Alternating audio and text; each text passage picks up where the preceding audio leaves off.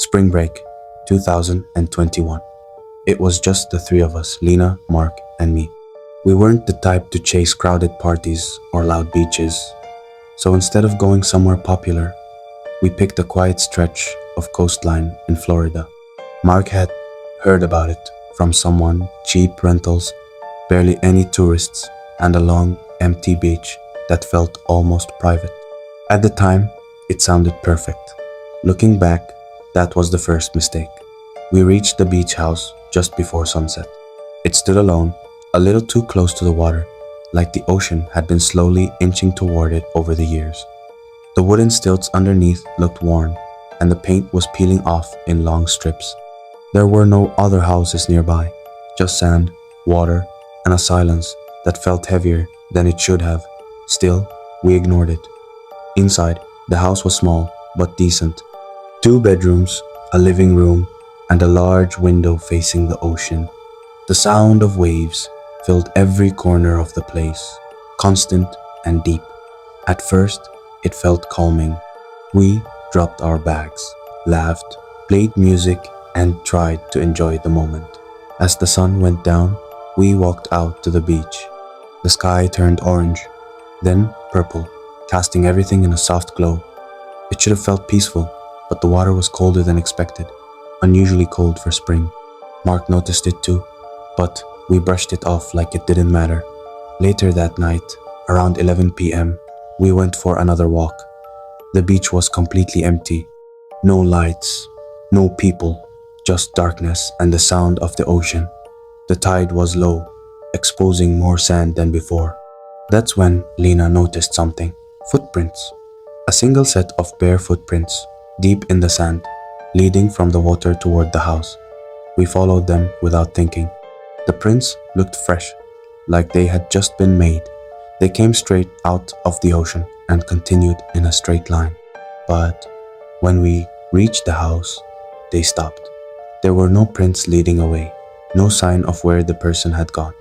We stood there in silence, trying to make sense of it. Lena suggested maybe they walked around, but the sand everywhere else was smooth and untouched. It didn't make sense, but we convinced ourselves it wasn't a big deal. We went back inside and locked the door.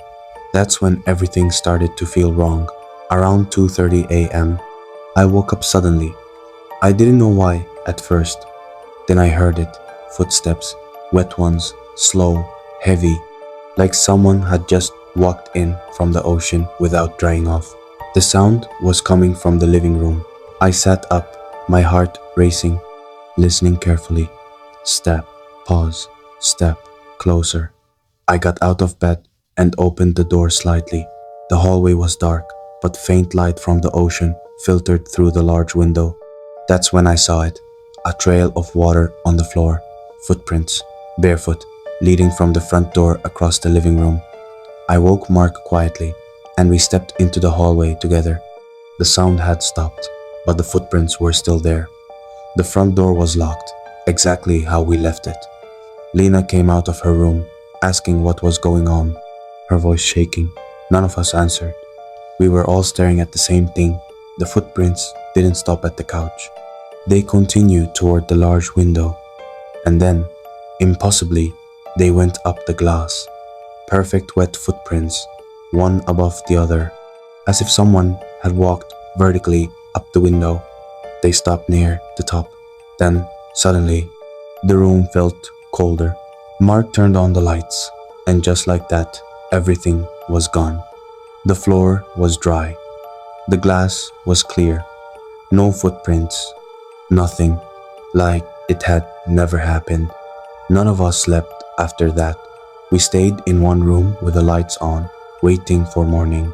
No one said what we were all thinking. We just wanted it to be over. But morning didn't feel right either. When the sun came up, the ocean looked strange.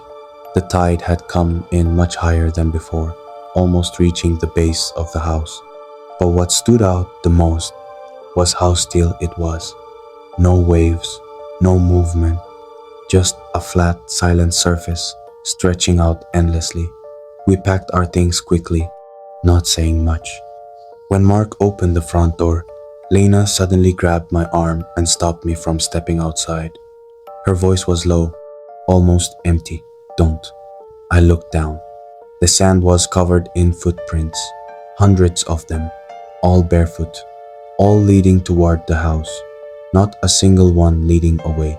The beach, which had been empty the entire time, now looked like something had come out of the ocean in large numbers and gathered right where we had been sleeping. We stepped back inside, panic rising. Then we heard it, behind us, a soft, wet sound. We turned slowly. The floor was wet again, and this time, the footprints weren't coming from the door. They were appearing in the middle of the room, one by one. Step, a wet print pressed into the floor. Step, another, closer, step, closer, like something invisible was walking toward us. Lena started crying. Mark grabbed the door handle, ready to run. The prince stopped right in front of us. For a moment, everything went silent. Then Mark looked at the window. I followed his gaze. The glass was fogging up from the outside. Slowly, like something was breathing against it. A shape formed in the fog. A face, not clear, not human, just wrong. Then it pressed closer, and the glass bent slightly inward, as if something heavy was leaning against it. Lena screamed. Mark opened the door, and we ran.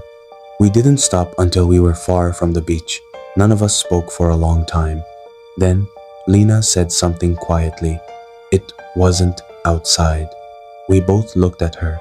When the glass fogged up, I saw it clearly, she said. It wasn't trying to get in. She paused, her voice shaking. It was already inside. After that, we dropped her home. Then Mark drove me back. Before I got out, he grabbed my arm and said something I still can't forget.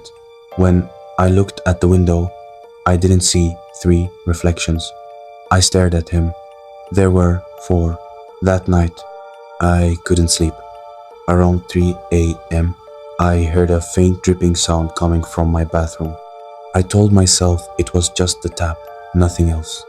But when I finally got up and opened the door, everything was dry. The sink was off. Nothing was out of place, except for the mirror. It was fog from the inside, and as I stood there, staring at it, trying to understand, a wet handprint slowly formed on the glass right next to mine.